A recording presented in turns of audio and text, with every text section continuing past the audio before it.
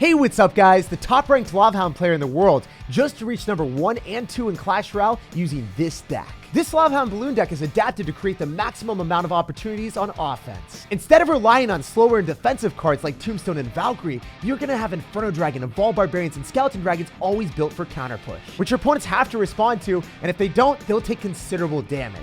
And the addition of the Miner comes up clutch. When your opponent's running range cards like Musketeer or Executioner that you might not be able to snipe with arrows and zap, the Miner will dig their grave, or at least serve as a distraction so your opponent has to worry about the Hound balloon push for a bit longer. I've never seen a Hound deck reach number 1 and 2 in the world at the exact same time, so this is a sight that I had to share. It's time to ascend our offense with Hound balloon, bash some towers, and assert dominance. Lots of love to everyone that's supporting the channel with credit code SirTag. Yo, this guy finished 234 in the world, and he's using the Monk banner.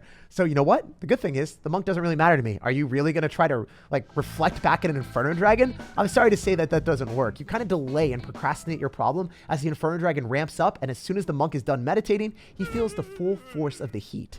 So this guy, he's not cycling anything. I guess I could go arrows on the tower. I mean, I'm just going to go zap on the Barbarrel so then I don't leak Elixir, and then I deny the Barbarian from getting any damage on our tower. And I think that's the best play. Barbarrel and Ice Wizard. It's got to be some graveyard deck, I think. I mean, there's a chance it's going to be Golem with Graveyard, or I don't know. It would be pretty funny if that was the case. All right, so we're in Inferno Dragon the same side as the Ice Wizard and the Baby Dragon. I'm sure you guys know this, that this is the best strat. The Inferno Dragon is able to ramp up and melt all those cards. Because the splash damage, it doesn't do well against individualized cards like this Inferno Drag. Okay. So we can go in for a balloon as well, potentially. But we want to go opposite side, don't we? Maybe, I mean, I'm thinking about it more. Let's go Miner here. And then tank for the Lava Pups a little bit more because he hasn't been able to finish them off immediately. And then we can go in for Skeleton Dragons as well. And then we can go Balloon afterward. We're just piling on the pressure. Because the Skeleton Dragons, they do splash damage. So they should be able to splash through the Skeleton King and then also target the tower. The Inferno Dragon's still alive. That zap was miraculous. Because the Balloon started to tank for the Inferno Dragon. So we were able to even extract more value. Wait, this is morbid for my man. And all he can do is laugh. Top 200 player getting immediately disheveled by our deck. Oh, he just left. You know a deck is good when you make a top 200 player just rage quit and not want to play the game anymore.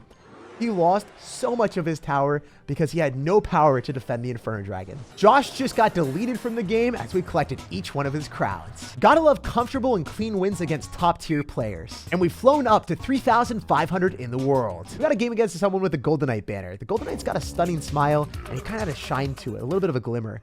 The guy isn't going to be cycling anything though, so he's not giving me a glimmer of hope of figuring out what his deck is. And he goes in for 8 arrows. So whenever I see arrows, I'm expecting it to be probably like a Hound deck like us, or maybe a graveyard deck.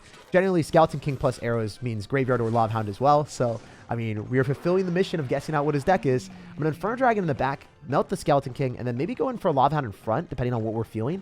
I mean, generally, when we find out that our opponent's going to end up having a couple other cards, we can deduce what they're going to do.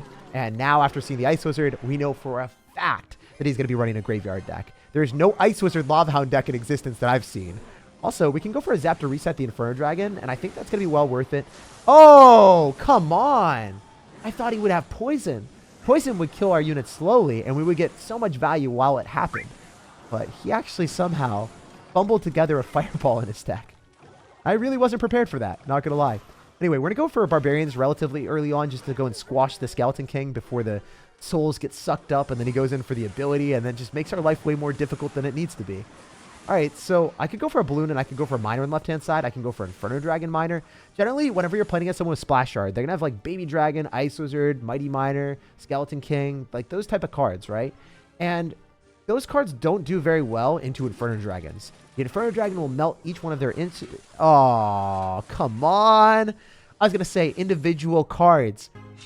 We have you surrounded. Right as I was about to say melt individual cards, he drops a group card. He drops the Parbs, and I hate it. I hate the fact that he had to troll me like that. I thought we had a good situation going. I thought we wouldn't have to spend more than an Inferno Dragon to clean everything up, but here we are spending 4 more Elixir with the Skeleton Dragons.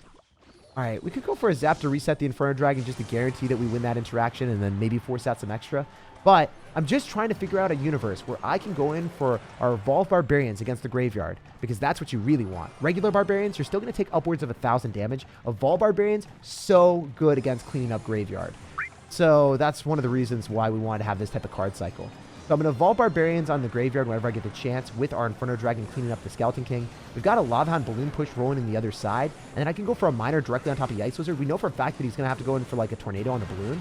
But if he does that, then he might not have anything else for our rest of our stuff.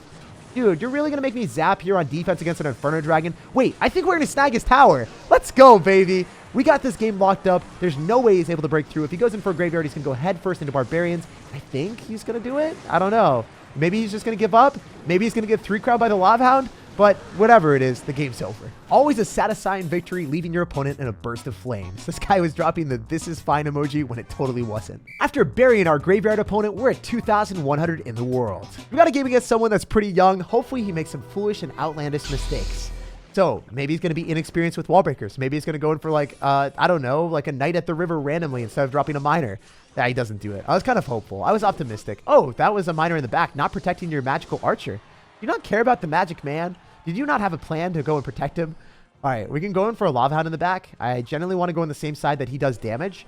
And with no magic archer in cycle, I bet you he's going to have Spear Goblins in his main arsenal to deal with us. Please, wall breakers. Okay, well, that's decent too. We can still Barbarians because you ended up dropping 5 Elixir. I dropped 5 Elixir. Barbarians will probably force out more Elixir like a log, bare minimum. And there's 4 of them. They're pristine health. Yeah, look at that. So he's not going to have many distractions. Great Magic Archer because it deals with the Barbarians and it still goes towards the Lava Hound after. If I go Miner, it's just going to give him a King Tower activation with the Tornado. So maybe we'll go Balloon and then we'll mess up his Tornado. I don't know. You know, this seems really dumb. I'm still going to do it anyway. Will it die though? Because he might freak out. He might think it was just going to die. Oh, wait. If we go for a Zap here, he loses the Magic Archer. Look at all the damage we're getting with the Lava Pups. Actually, not bad. He got a King Tower activation, but at the price of his entire half tower. All right, we can do this. Also, I like how he said entire half tower. You know, that just doesn't seem grammatically correct, but we're rolling with it today, guys. That's how we feel. Oh, man. So if we go in for like a Lava Hound in the back and then we go in for Evolve Barbarians, we need to bait out the Bomb Tower so the Evolve Barbarians can actually do something. If you drop them at the river and you drop them same side as Lava Hound, then you give your opponent the opportunity to go and tank for the Lava Hound and the Balloon with the Bomb Tower that's essentially a +1 Elixir trait for them. You don't want to give them free Elixir and also a defensive structure. You want to make sure he drops the structure in the left, and then he won't have a structure to defend or, I guess, imprison the Barbarians. They're going to run free and cause misery. You guys know the deal. Oh, geez. I mean, I think we can do this and just go in for the Barbarians and then kill all of his stuff. I mean, he wasn't ready. He totally thought that would work a lot better for him. We can go for a Miner here and then arrows and then go for Zap. Seriously, Evolve Barbarians just depleted his entire Elixir bank for 5 Elixir. If you guys don't think that's unfair, I think we need to reevaluate what you think is fair in life. Because they're still alive! Oh my gosh, that's crazy. I love this game too much when I have unfair matchups.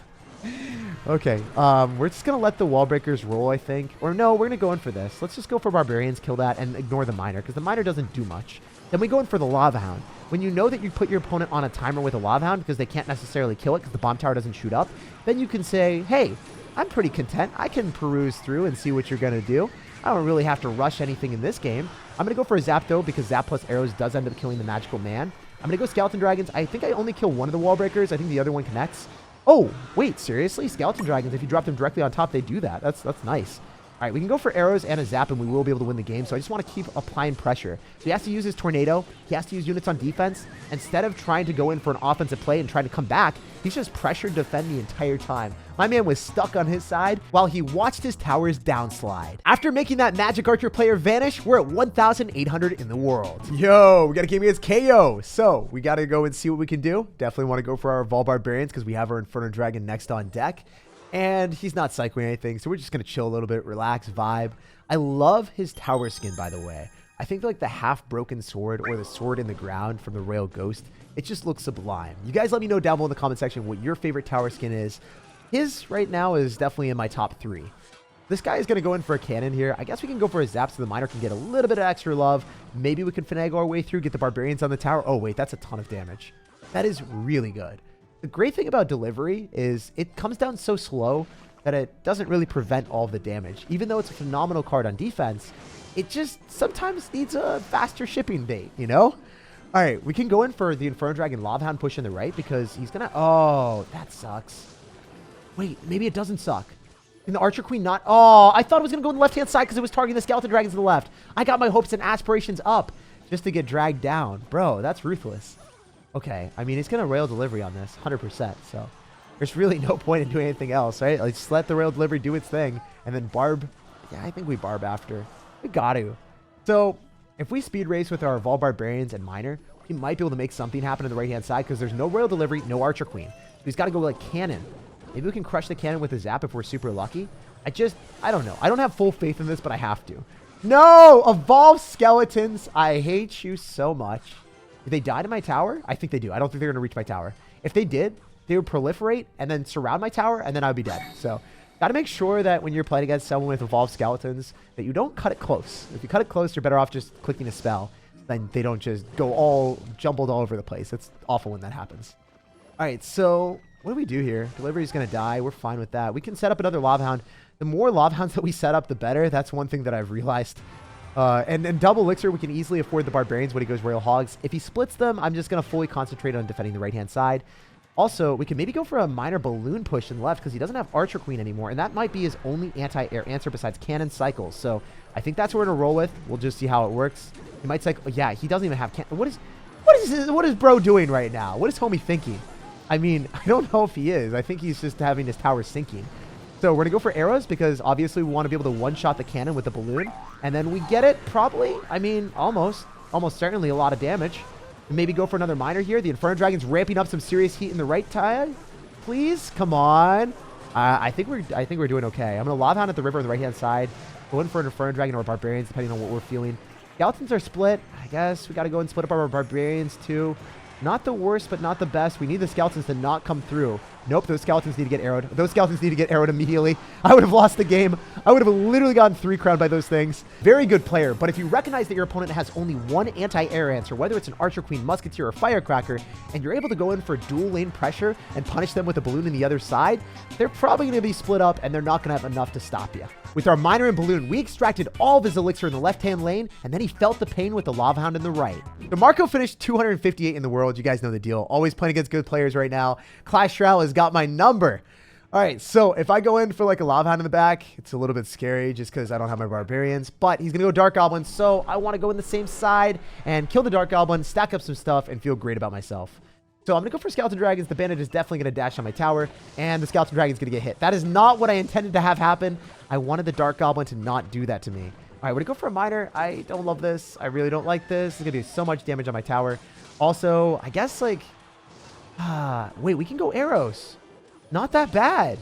He gave me a way of finishing off the Prince and minimizing my elixir spent. Thanks, Marco. I appreciate you, homie. That Prince would have done way more damage. I would have gotten at least 2 more Prince Lance touches on my tower. And now, we're kind of winning the game. From the damage department, we're up a solid 200, 300. And it's just going to continue to stack up. So, I want to go for Barbarians if he goes in for a Bandit or anything along the lines of that. We did get the Electro Wizard out of cycles, so that is a big benefit for me. Maybe. Oh, you know what? Yeah, let's just full send. If we go Lava Hound right now with an Inferno Dragon, we zap on Bats, whatever anti-air card this man decides to mischievously like go and spam. I don't know. I want to see what he wants to do. If the Dark Goblin locks onto the Inferno Dragon, that's a problem. But the Barbarians are able to simply shred the rest of the Mega Knight for a +2 trade. And also we can go for a Miner if we can get this Miner to be a sneaky Sir and slyly go and clap the rest of the Dark Goblin. We're in a good spot. Man, what a weird game. Playing against someone with Mega Knight and Fireball and Electro Wizard and Dark Goblin. Like most Mega Knight decks will end up having like, you know, Bats. Cards that are easy for us to zap away. But this guy, he's built different. He's literally running the most obnoxious Mega Knight deck I've ever seen when we're playing Lava Hound. So the fact that he's going to end up having the Dark Goblin and Electro Wizard, especially the Electro Wizard for my Inferno Dragon, and then the Fireball for the Skeleton Dragons and my Barbarians, oh, it's just tough. All right, so this is bad because obviously we're going to be able to kill the Bandit, but he's going to Electro Wizard on that. So can't get the best trade in the world here. We could arrows on top of the Dark Goblin, and I think that's worthwhile for us. Let's go in for our Barbarians here and just see what we can do. I want to stop the Goblins. How are we going to make this happen? Because we know for a fact that homie is about to go in.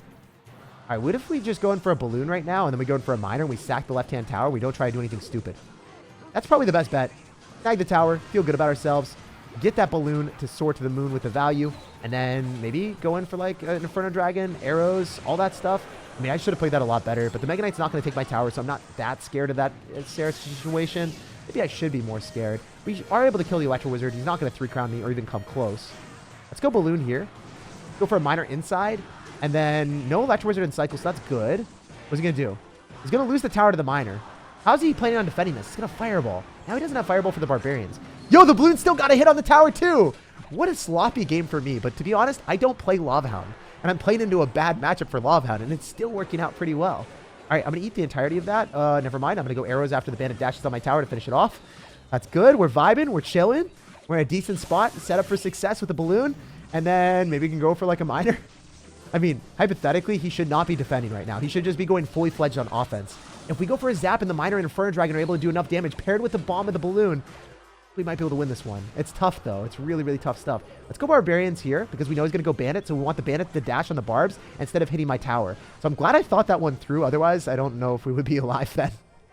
All right, we're going to go for a Hound in the middle, maybe. I think that's probably our best bet with the Skeleton Dragons. Really risky to do, but that's how we're going to go through. If the Skeleton Dragons lock on the tower and then we're able to go in for arrows, we will win the match. I just need the Hound to get a little bit more love. Just one more hit. That's it. Let's go.